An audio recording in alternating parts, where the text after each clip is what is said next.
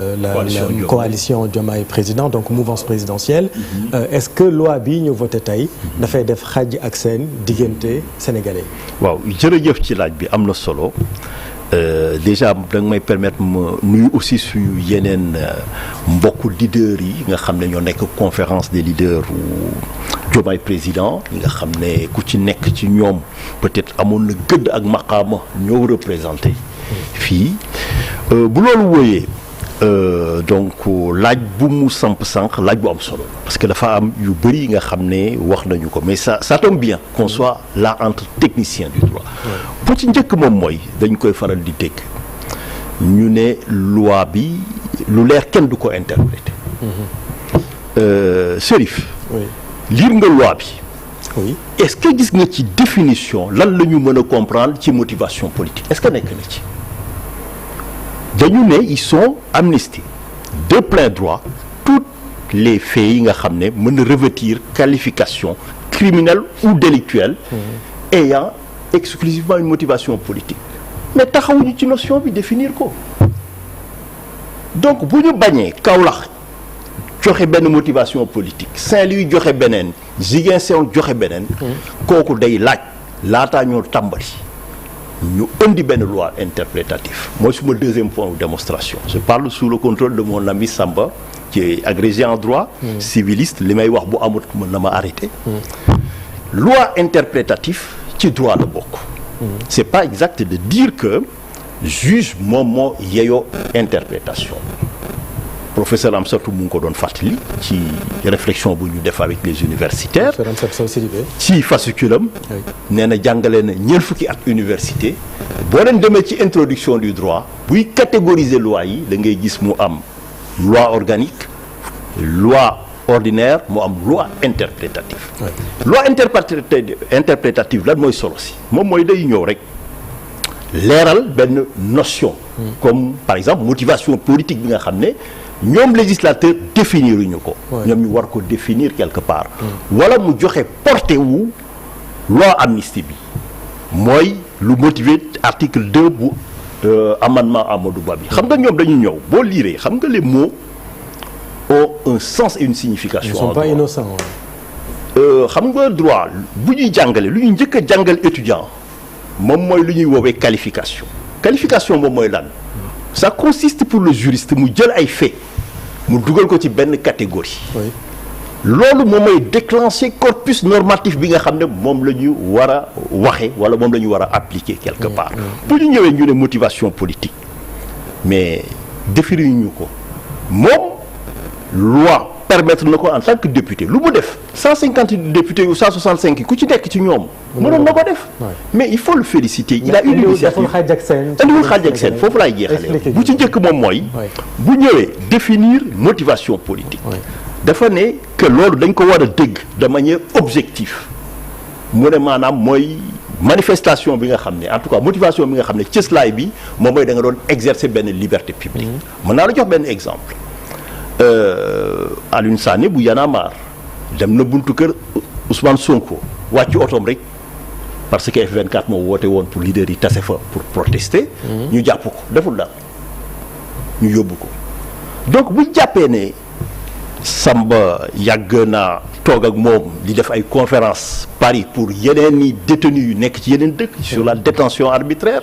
détention arbitraire mën nañ ko considérer que benn détention bi nga xam ne lu tax bu am moom mooy da nga doon exercer benn liberté léegi lu tax amul xaaj ak seen moom mooy premier champ bi moom mooy dañuy joxe motivation politique ñu ne motivation bi nga xam ne cëslaay bi mooy exercice liberté publique boo ubbee article 8 suñu constitution dafa sérieux listé yan ñooy liberté publique parce que ay liberté yi nga xam ne constituant bi daf ko protéger donc objectivement mën nañu ko gis benn deuxièmement moom mooy ñu ne wala beneen liberté démocratique man mii di wax ak yéen mais ci jamono bu metti muy Covid-19 taxaw naa xeex contre état du Sénégal dem ba Abuja gagné devant la cour de justice de la CEDEAO mu ne loi wu parrainage bi day xëtt droit de libre participation ne Macky Sall na ko joyanti ma ñëw fii Macky Sall lànk ba carré ne du ko def kooku droit démocratique la quelque part donc am na ñi nga xam ne ba ñu rejeté candidature yi sur la base de la loi sur le parrainage dañu génn di manifester ñu jàpp leen yóbbu leen alors que loolu tey moo ñu yóbbu ñu taxaw fii parce que ñooñu bu ñu wàccul woon protester mais élection yi saa yi da koy randal toog tey donc lu tax amul xaaj ak seen nag loolu foofu lay jeexale moom mooy loi bi ba mu définiree lan moom mooy motivation politique ne aussi crime yu graaw yi nga xam ne mooy meurtre moom mooy assassinat moom mooy torture mooy traitement inhumain et dégradant mais aussi mooy acte de barbarie jël nit di ko jam paaka wala di ko dóor ay liif wala di ko teg ci ay cëram tout ça yooyu exclure nañu ko alors que ñoom ba ñuy bind loi bi laaj nañ leen ko ñu reconnaître ko commission ñëw plénière ñu jow di def ay jeu de mots quelque part léegi rien de plus normal que le législateur à travers l'initiative Amadou Ba ñëw ne bon motivation politique comme définiruñ ko ñun lii la ñuy proposer benn ñaar lii lañ ci exclure parce que droit international dafa am lu ñuy woowee le noyau dur des droits de l'homme daa may interdiction wu torture meurtre assassinat du dëkk bu yëngu je parle sous le contrôle du colonel du situation de guerre du même guerre civile wala conflit armé international mënuñu ko déroger quelque part maanaam amul benn situation exceptionnelle bi nga mën a invoquer pour justifier torture léegi ba ñu paree ci loolu deuxième aspect bi pour répondre question moom mooy du coup toutes les infractions yi nga xam ne ils sont sans lien je dis bien sans lien avec l'exercice d'une liberté publique ou de droit démocratique sont hors du champ de la loi d'amnistie ce qui veut dire que ña nga xam ne ñoo attaqué bus bi Yaraax ñooñu mënuñu invoquer liberté publique wala droit démocratique. ñi nga xamante ne ñoo attaqué bus bi. ña nga xam ne jëm nañu fexe fii pour TFM en tout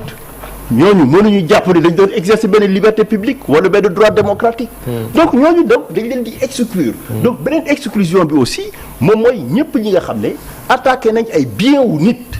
wala ay biens publics toj ko. ñooñu mënuñu bénéficier ci amnistie donc tey loolu mooy solos leeral mbir mi quelque part léegi fu may jeexale aussi moom mooy samp na laaj bu am solo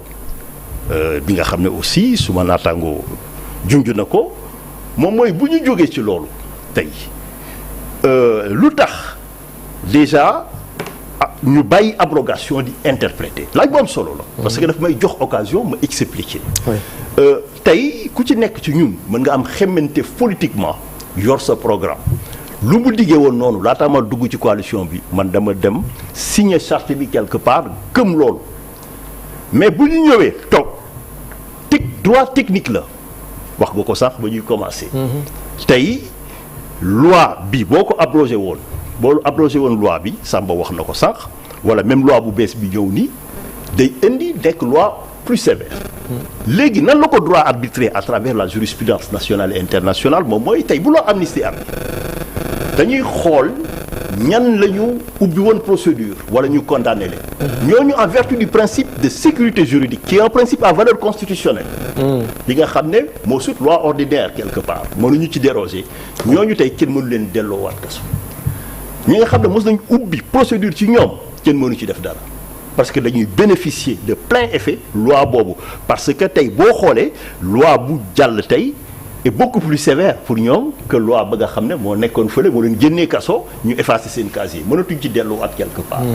donc tey benn possibilité rek moo fi sësoon moom mooy li fi nekk tey même imparfaite boo ci d'accordul nga ne loolu tey ci la ñuy sukkandiku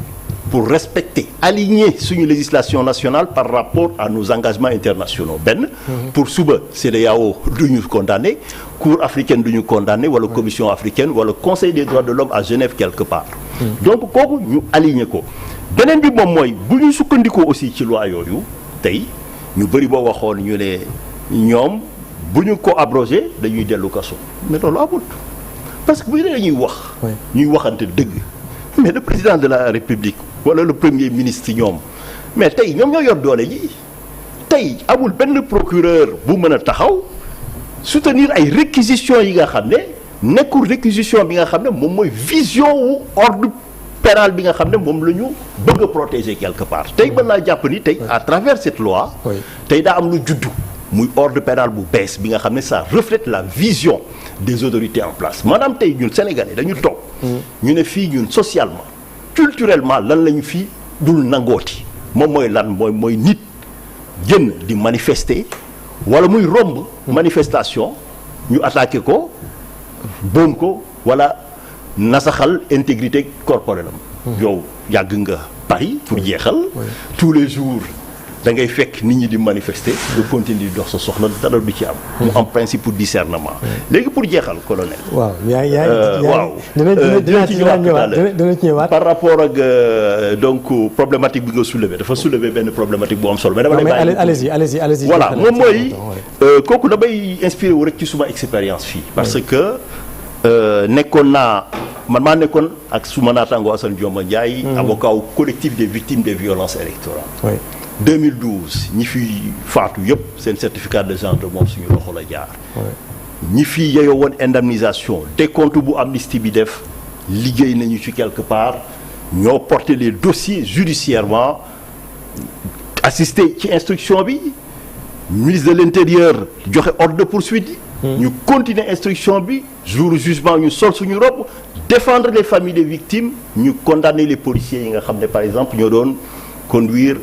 affaire kii bi moom engin bi nga xam ne moom moo faat Mamadou Diop et autres ak yeneen cas yi nga xam ne sont pas très connus quelque part mais pour wax la ne loolu bu nit ñi waxee ne loi bi FDS yi lay visé yow gis nga ci démonstration bi mën a def que loi bi ay fait lay visé visé wul ay nit benn deuxièmement moom mooy Samba principe élémentaire droit pénal il y a ni crime ni délit si l'acte a été donc exécuté conformément au commandement de la loi ou par obéissance à l'autorité légitime donc tey ku ci def ci sa règle d'engagement yi nga xam ne moom la Samba di jàngale mais amul benn risque quelque part par contre tey ñu wax ko mu jeex moom mooy daa am ña nga xam ne ubbi wuñu woon dossier ci ñoom parce que ñoo yoroon doole ci ñoom xam nañ ne tey désormais ñi nga xam ne parce que xam nga ko mbirum droit pénal surtout droit pénal international on vise les responsables yi nga xam ne ñoo nekk au plus haut niveau quelque part parce que ñooñu comme nu mu ko junjee sànq ñoo yor commandement bi très bien alors donc quelque part donc ça insécurise c'est normal tout le tollé ñu jëm ñu bëgg a boole FDS yi mais gis nga ni amul problème amul benn problématique FDS bu def liggéeyam ci yoon